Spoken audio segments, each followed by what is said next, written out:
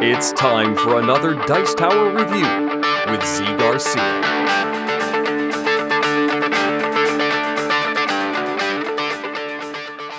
Hey everybody, today we are going to be treasure hunters in the appropriately named Treasure Hunter. This new game from Queen is about, finding treasure, of course, and you're going to be getting that treasure by using a drafting mechanism to get new cards, and then having the right combination of those cards to walk away with some loot. Let me show you how the game works, and then I'll tell you what I think of this one.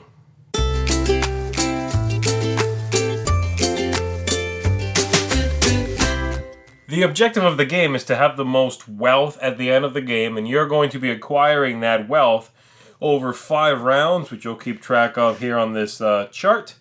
And you are going to be doing so by drafting cards, basically, from this deck of cards. The game is very much a drafting game, and to set up each round, we are going to flip over treasure, and we are going to set 1 on both the max and the minimum sides of each of these 3 land types, colors, basically. And then we're also flipping over some goblin tiles over here, and you are ready to begin. We are going to shuffle up the pile and give each player 9 cards. And then each player is very simply going to take a look at their 9 cards. They are going to pick one to keep. And then they are going to pass the rest. It tells you here on the chart which way you're drafting each time until all 9 cards have been drafted, basically. And what you keep largely depends on the treasures that are here. So, for example, 20 points here for having the maximum in blue. That's pretty tempting, so you might want to start keeping high blue cards, of which I don't really have very many here. Whereas having the maximum in red is pretty bad, so I definitely want to try to not get stuck with these high values in red. So that's largely it. I want to have a low value in green. And by the way, to qualify for the minimum, you have to have something.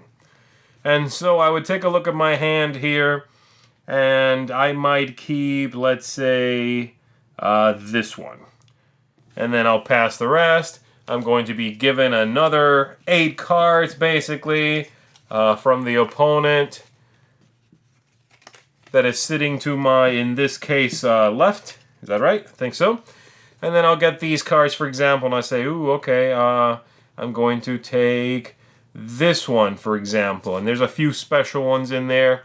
In this case, this card means +4 to any of the 3 colors. I'll get to decide what color to add it to later. And I'll keep that. We'll continue doing this until everybody has 9 cards. After that, we will actually compare the colors. You just reveal your whole hand, and we take a look, for example, at blue. Who has the most in blue, they get this tile, 20 points.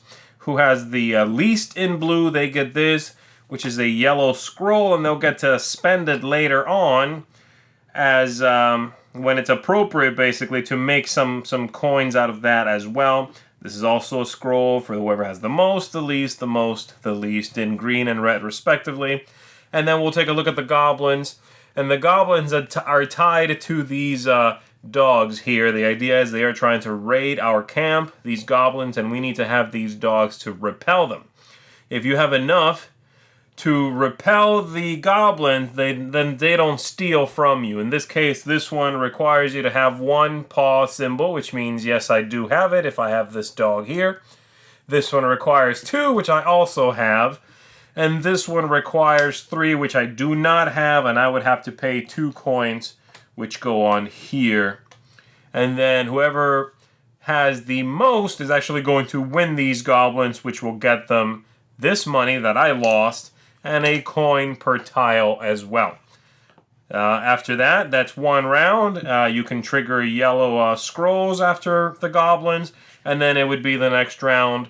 These would be gone. We put out new treasure. We deal 9 cards to each player again, and we do this 5 times, getting all this treasure over here, collecting these tiles, Let me go ahead and show you some of the special cards here in the deck. As you can see, there's the dogs, which keep the goblins at bay, strength 2 and strength 1.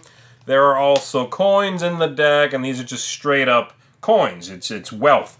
And so if you draft this at the end of the round, you are going to get 3 coins out of that, which you'll take in this currency here. There are 2s and there are 1s. There are cards which let you pump up a color. So the Flaming Sword, for example, lets you add 4 to whatever color you want to. We have the opposite of that, which is the Shrinking Potion here, lets you take away 2 from whatever color you want to. This is like a little bonus if you were hoping to lose in green, let's say, and you didn't quite make it, then maybe a -2 will do the trick. We also have these special cards here. Sleeping Beauty lets the player cancel the sum of 1 adventurer card that they have played. So this lets you cancel 1 card. You have the multipliers, and these come in each of the 3 colors, and they basically allow you to double the sum of every adventurer card you've played in that color. So ×2 for every red card, ×2 for every green, ×2 for every blue. You have some special ones here. The Mystery Mule, which is a great title for a card that lets you immediately draw the top card of the draw pile, add it to your hand. And then over here, the Goblin Mercenary, and that one is going to give you a +8 to any one color you want to, but it's going to cost you some money. And then the Scare Goblin here basically protects you from the goblins, no matter what your watchdog's amount is, no matter what your pause is. So that'll protect you for 1 round. And that's basically some of the special cards in the game. Once we have played all 5 rounds, then we are going to flip this board over. Let's take everything off of it here. This is a 2-part board, as you can see there. We're going to flip that over, and then you'll have some player tokens which you'll use to count up how much treasure you have, and whoever has the most is the winner of the game. And that's pretty much it. That is how you play Treasure Hunter. I am a big fan of drafting games, especially drafting games on the simpler side, and this is one of those. This is a solid, well put together drafting game where the choices are not necessarily obvious. You do want to think about what you take, but it moves along at a nice clip. Now, I do have a couple of issues with the game, so let's get that out of the way first. For one thing, I find the game to be a little too long for how simple it is. Maybe playing 4 rounds wouldn't have been a bad idea. 5 rounds is a little long for me.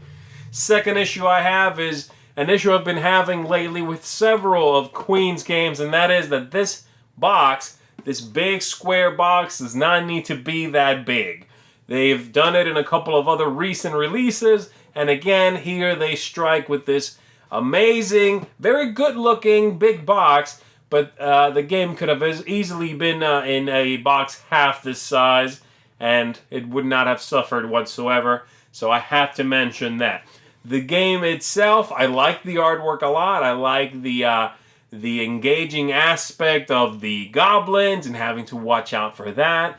I like the idea that sometimes you want high numbers in a color or low numbers in a color, so I like that the treasure's random. Everything is clean and everything makes sense. The special powers and the special cards are cool. They're straightforward, but they give you an interesting choice, again, in that drafting. And ultimately, it all comes down to that. If you don't like drafting games, you're not going to like this game, because that's largely what you're doing. If you do like drafting games, then I have to tell you, check this one out, because I think you might enjoy it. Yeah, it's a little samey, and every round you are sort of doing the same thing, but I still really enjoyed it. So this is a thumbs up for me. If you like simple card games and you want some interaction, you want good artwork, check this one out, Treasure Hunter, a nice drafting game. Thanks so much for watching the Dice Tower videos. Find more great videos and reviews, as well as our top-rated audio podcast at Dicetower.com. You can also find other great shows at DicetowerNetwork.com. I'm Eric Summerer, and you've been watching The Dice Tower. The Dice Tower is sponsored by Cool Stuff Inc., where you can find great games for great prices. Cool Stuff, in stock. Check them out at coolstuffinc.com.